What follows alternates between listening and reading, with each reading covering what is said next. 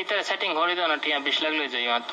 আধা ঘন্টা ভিতরে পৌঁছে দিম টিয়া লইয়ে না যাইবো দে যখন সময় লাগবো ধরো মুরুতুন তোমার বাসা তক তোমার অফিসত তক লইতে যখন সময় লাগবো এতন লাগবো দে টিয়া পৌঁছতে তোমার আছে ভাই আমার কত মাত্র টিয়া লাগতো না ওনারা চাইও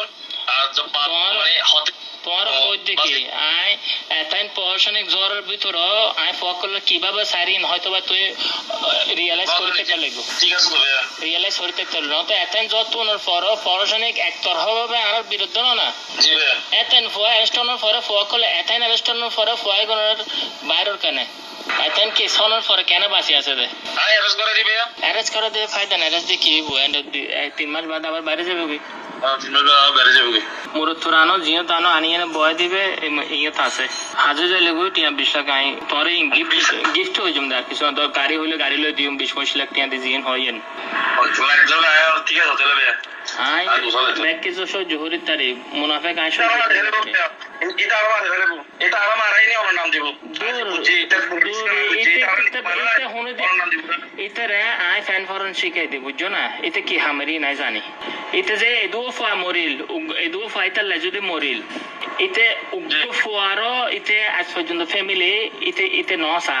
10,000 20,000 এদুত দিব দে আমি ওদিন চিন্তা করতে